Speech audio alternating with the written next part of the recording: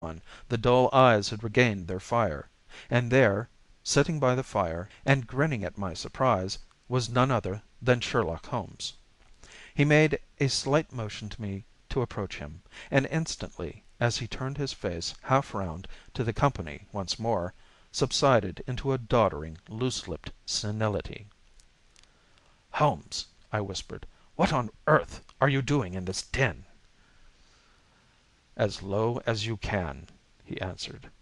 "I have excellent ears. If you would have the great kindness to get rid of that sottish friend of yours, I should be exceedingly glad to have a little talk with you." "I have a cab outside." "Then pray send him home in it. You may safely trust him, for he appears to be too limp to get into any mischief. I should recommend you also to send a note by the cabman to your wife to say that you have thrown in your lot with me. If you will wait outside, I shall be with you in 5 minutes." It was difficult to refuse any of Sherlock Holmes' requests, for they were always so exceedingly definite, and put forward with such a quiet air of mastery. I felt, however, that when Whitney was once confined in the cab my mission was practically accomplished, and for the rest I could not wish anything better than to be associated with my friend in one of those singular adventures which were the normal condition of his existence. In a few minutes I had written my note, paid Whitney's bill, led him out to the cab, and seen him driven through the darkness. In a very short time a decrepit figure had emerged from the opium den, and I was walking down the street with Sherlock Holmes. For 2 streets he shuffled along with a bent back and an uncertain foot. Then, glancing quickly round, he straightened himself out and burst into a hearty fit of laughter. "Ha, ha, ha! I suppose, Watson," said he, "that you imagine that I have added opium smoking to cocaine injections, and all the other little weaknesses on which you have favoured me with your medical views." "I was certainly surprised to find you there." "But not more so than I to find you." "I came to find a friend." "And I to find an enemy." "An enemy?" "Yes, one of my natural enemies, or shall I say, my natural prey.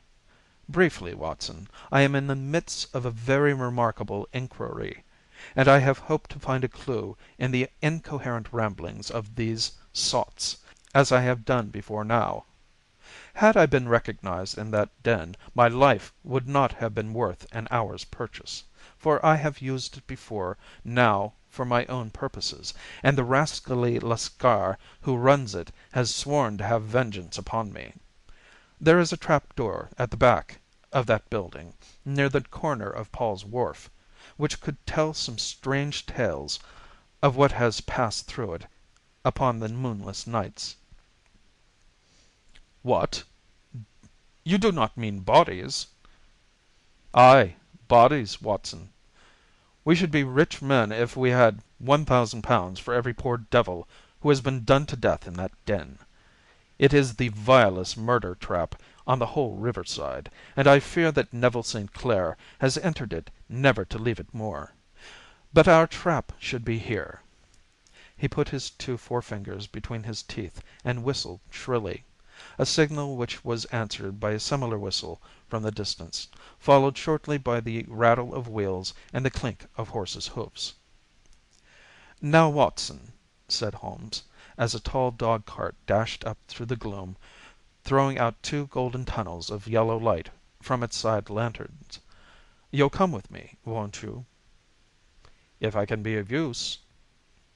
"Oh, a trusty comrade is always of use, and a chronicler still more so. My room at the Cedars is a double-bedded one." "The Cedars?" "Yes, that is Mr. St. Clair's house. I am staying there while I conduct the inquiry." "Where is it, then?" "Near Lee, in Kent.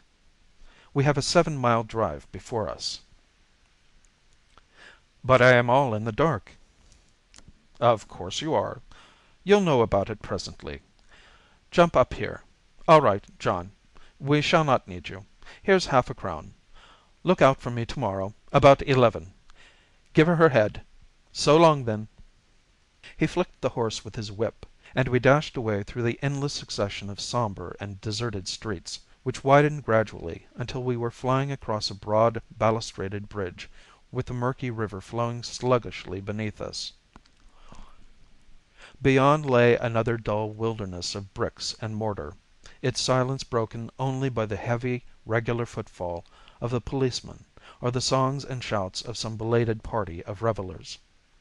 A dull wrack was drifting slowly across the sky, and a star or two twinkled dimly here and there through the rifts of the clouds.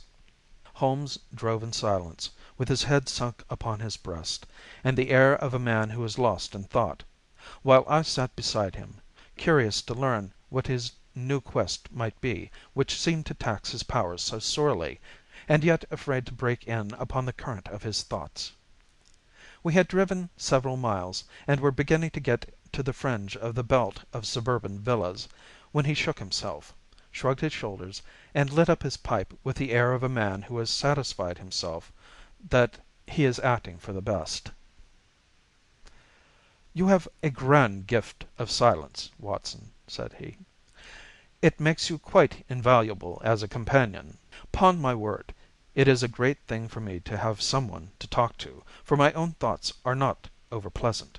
I was wondering what I should say to this dear little woman to night when she meets me at the door." "You forget that I know nothing about it." "I shall just have time to tell you the facts of the case before we get to Lee. It seems absurdly simple, and yet, somehow, I can get nothing to go upon. There's plenty of thread, no doubt, but I can't get the end of it into my hand.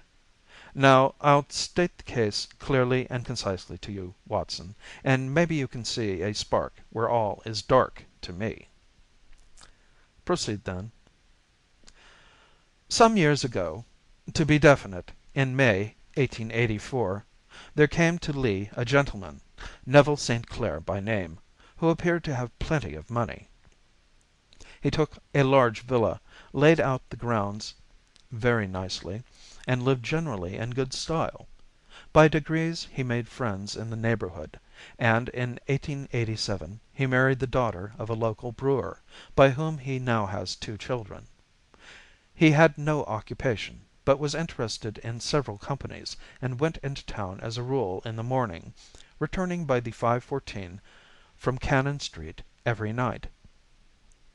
Mr. St. Clair is now 37 years of age, is a man of temperate habits, a good husband, a very affectionate father, and a man who is popular with all who know him. I may add that his whole debts at the present moment, as far as we have been able to ascertain, amount to £88 10s, while he has £220 standing to his credit in the Capital and Counties Bank. There is no reason, therefore, to think that money troubles have been weighing upon his mind. Last Monday Mr. Neville St. Clair went into town rather earlier than usual, remarking before he started that he had 2 important commissions to perform, and that he would bring his little boy home a box of bricks. Now, by the merest chance, his wife received a telegram upon the same Monday, very shortly after his departure, to the effect that a small parcel of considerable value which she had been expecting was waiting for her at the offices of the Aberdeen Shipping Company. Now, if you are well up in your London, you will know that the office of the company is in Fresno Street, which branches out of Upper Swandam Lane, where you found me to-night. Mrs. St. Clair had her lunch, started for the city, did some shopping, proceeded to the company's office, got her packet, and found herself at exactly 4:35 walking through Swandam Lane on her way back to the station. Have you followed me so far?" "It is very clear." "If you remember, Monday was an exceedingly hot day, and Mrs. St. Clair walked slowly, glancing about in the hope of seeing a cab. as she did not like the neighbourhood in which she found herself.